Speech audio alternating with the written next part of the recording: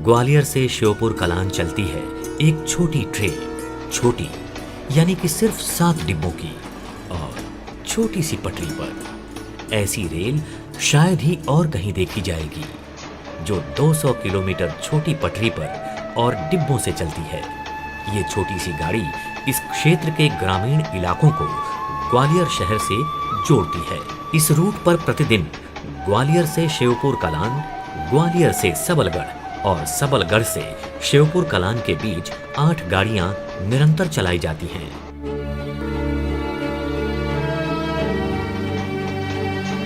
छोटी पटरी को रेल की भाषा में नैरो गेज कहते हैं। आम नैरो गेज की चौड़ाई 2.5 फीट होती है, जबकि इसकी चौड़ाई केवल 2 फीट। भारतीय रेल में पहाड़ों को छोड़कर मैदानों में 2 फीट की रेल सिर्फ यही है। छोटी रेल, इसका इंजन, इसके डिब्बे, पटरियां, ये सब आम नहीं है। तरक्की की राह पर जहां देश में ज्यादातर लाइनें ब्रॉड गेज में परिवर्तित हो चुकी हैं, नैरो गेज के डिब्बे और पटरियों को मेंटेन करना अपने आप में एक चुनौती है। इंजन और डिब्बों के स्पेयर्स के साथ साथ पटरियों की मेंटेनेंस भी एक बहुत बड़ी चुनौती है। कुछ ऐसा हो गया है कि इसके स्पेयर्स पार्ट्स मिलने बंद हो गए हैं और जो डीजल हम इसको यूज़ करते थे स्टीम इंजन से कन्वर्ट करके बाद में, वो भी अब मेंटेन करने में प्रॉब्लम होने लगी है। फिर भी रेल कर्मियों के लगातार परिश्रम और मनोबल से इस रूट पर दिन में 8 गाड़ियां चलाई जा रही हैं। वर्ष 1987 से नैरोगेज का संचालन 13 डीजल इंजनों के द्वारा किया जा रहा है। नैरोगेज कोचों के शेल कालका एवं कुर्दुवाड़ी वर्कशॉप द्वारा उपलब्ध कराए जा रहे हैं एवं उनकी बोगी हमारे द्वारा तैयार की जाती है। हमारे द्वारा निर्धारित प्रिवेंटिव मेंटेनेंस शेड्यूल एवं संरक्षा के सभी मानकों का अनुपालन समय पर किया जाता है। हर क्षेत्र की तरह यहाँ भी रेलवे की महिला कर्मचारियों का योगदान सराहनीय है। यहाँ पर गाड़ी में जो भी काम होता है कारपेंटरी का, उसे हम संभालते हैं। सनमाइका लगाना, साइडों में विंडो, खिड़कियाँ टूटी हुईयों को बदलना, गाड़ी के फुटबोर्ड चारों जो खराब होते हैं उन्हें सही करना, डोर हैंडल हैं उनको ठीक करना जो खराब होते हैं। प्रतिदिन यार्ड में गाड़ियों की धुलाई, सफाई और जरूरी रखरखाव किया जाता है और साफ एवं सुरक्षित गाड़ी प्लेटफॉर्म पर लगाई जाती है। समय समय पर कोचों और इंजन की ओवरहॉलिंग ग्वालियर स्थित कैरेज एंड वैगन वर्कशॉप में किया जाता है। वीरान जंगलों से गुजरती हुई 200 किलोमीटर की पटरी को मेंटेन करना आसान काम नहीं है, पर रेलवे के ट्रैकमैन और अन्य कर्मचारी पूरी कर्मठता के साथ लगातार जुटे रहते हैं, जिसकी वजह से ट्रेन सुरक्षित बिना रुकावट के चलती है। ये चाबी अगर ढीली है तो इसमें गेज खराब होने का डर रहता है, इसलिए उसको इधर उधर से ठोकने पे गेज बराबर बना रहे, इसलिए टाइट की जाती है चाबियाँ।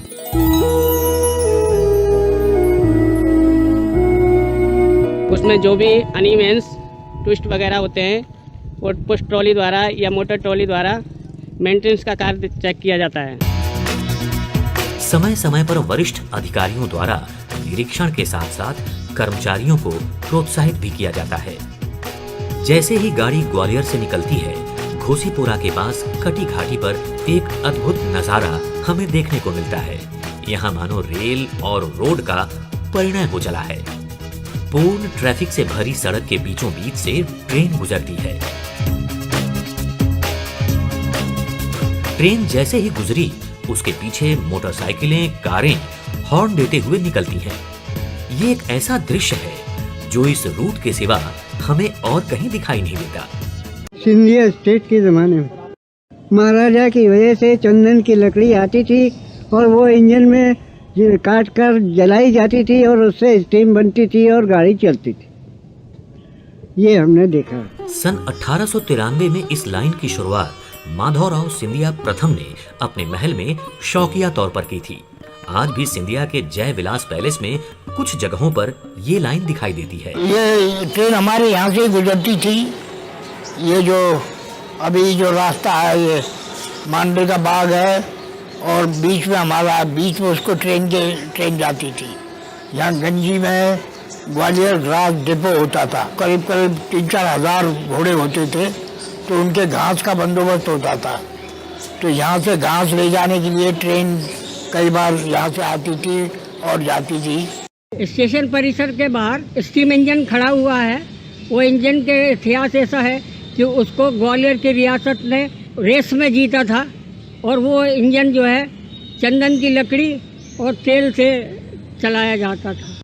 शौकिया रेल धीरे धीरे जन सुविधा में परिवर्तित हो गई और 1909 तक ग्वालियर श्योपुर कलां 199 किलोमीटर, भिंड 83 किलोमीटर और शिवपुरी 118 किलोमीटर तक की लाइनें बनकर यातायात शुरू हो गई। इसे ग्वालियर लाइट रेलवे का नाम दिया गया और ग्वालियर के पदस्थ महाप्रबंधक इसका नेतृत्व करने लगे।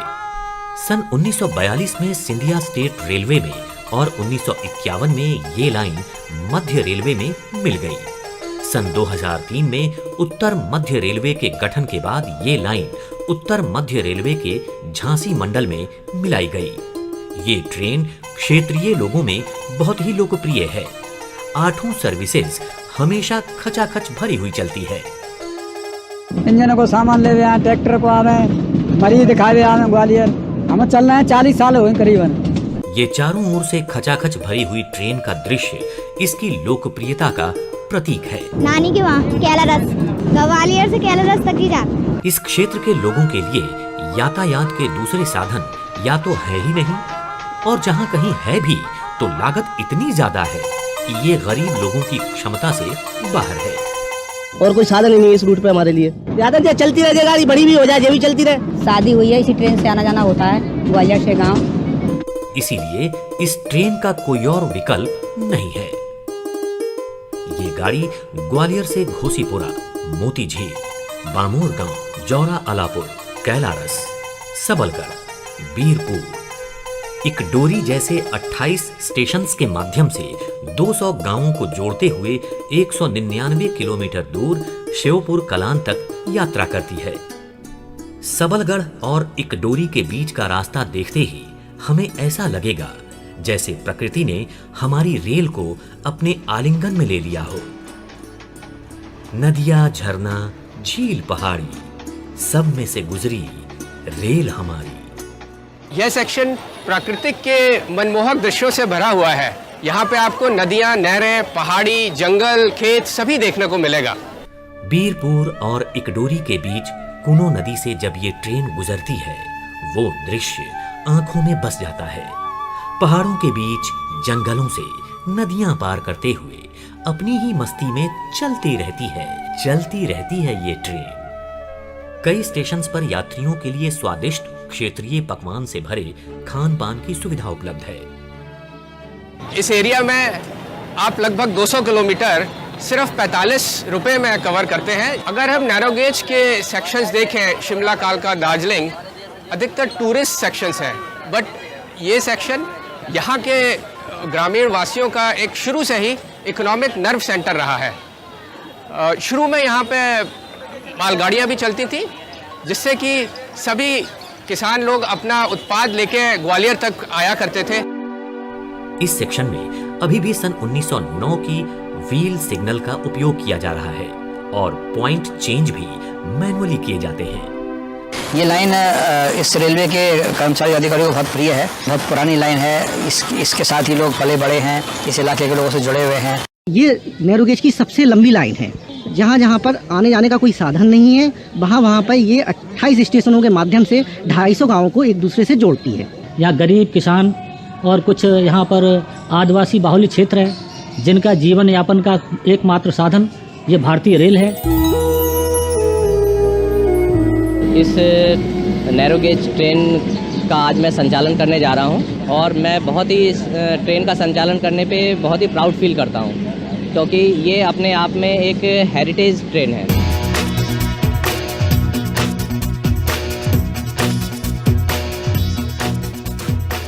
ये जो आप पीछे एक नैरो गेज का डिब्बा देख रहे हैं, ये एक 2 फीट यानी कि 610 मिलीमीटर की नैरो गेज लाइन का एक पुराना डिब्बा है। ये लाइन और ऐसी कई लाइनें सिंधिया घराने ने बनाई थी 1836 के आसपास, जब उन्होंने यहाँ अपना हेडक्वार्टर सेटअप किया था ग्वालियर में।